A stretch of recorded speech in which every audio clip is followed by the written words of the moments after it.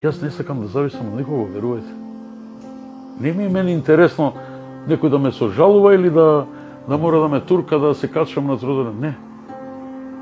Јас сакам да сум независен, сакам да сум слободен во движењето и не сакам да молам никого за такви баналности.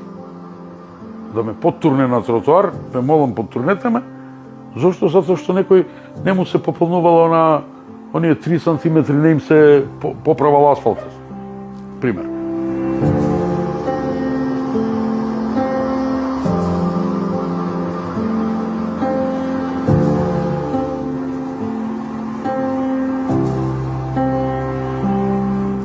Од самото излегување од дома, оваа зграда е релативно стара, 1986 е правен.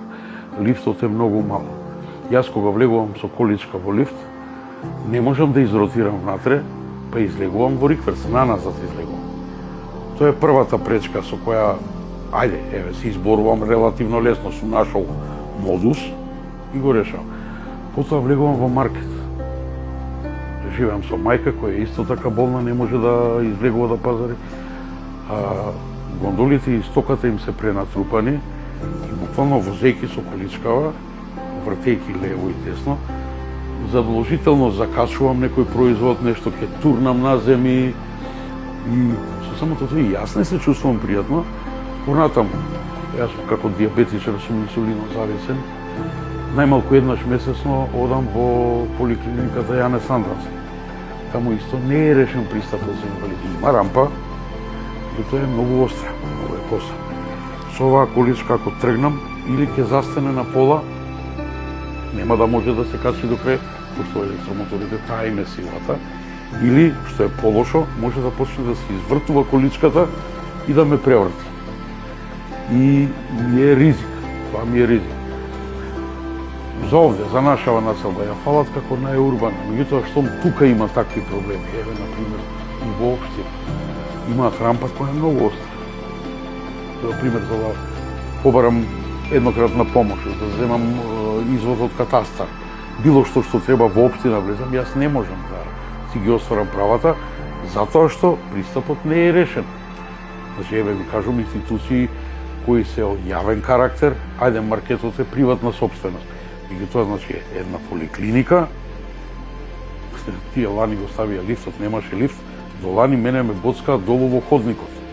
Значи, немаше каде да ми земат крв кога правев анализа, мора во ходник да се боцкаат.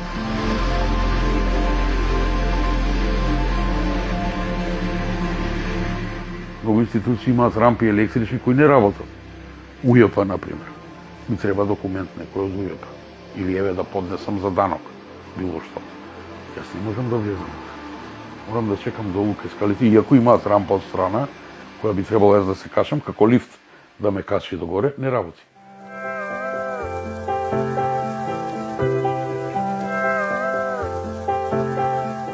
Не поканија во собранието на Република Македонија.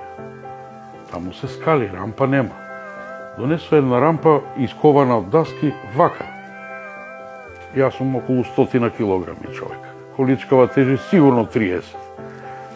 И сега доаѓаат 20 луѓе вработени таму, бидејќи не можам по таа рампа никако да се качам, некако да ми истуркаат, да ме качам.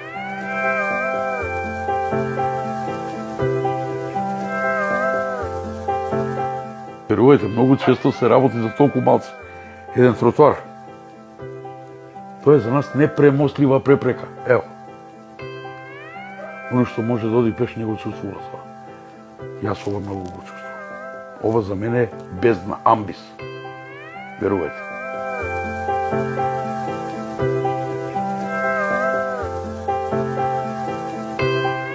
Оние двокатни нема шанси да се качи, пошто они имале некои хидраулични рампи кои не се во функција. Значи, тие кинеските што ги викаме автобуси, било двокатни или класични, се за нас инвалидите неупотребливи. Имаме среќа со нови автобуси, МАН се тие, со нив имаме среќа, имаат рампи, било да се хармоника, било да се сингл автобуси, имаме со нив среќа, меѓутоа и возачот треба да се погоди, во смисла да сака да трчи нешто кој ќе застане. Тој треба прво да се доближи до тротоар, да стане од своето седиште и да ми отвори рампата.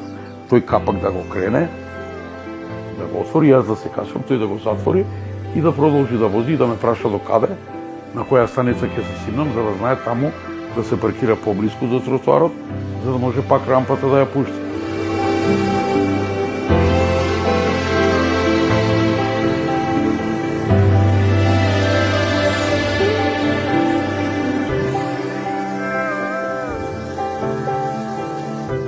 Знаете, не секогаш ние лицата со посебни потреби, и слепите, и сите, значи, имаме некој да не фати под рака или да ни ја турка количката. Нема секогаш таков човек во близина. И мајка, татко, работа, нели, едно друго. Мора државата, да направи се што е човечки возможно, да ни возможи нас да бидеме независни, самостојни.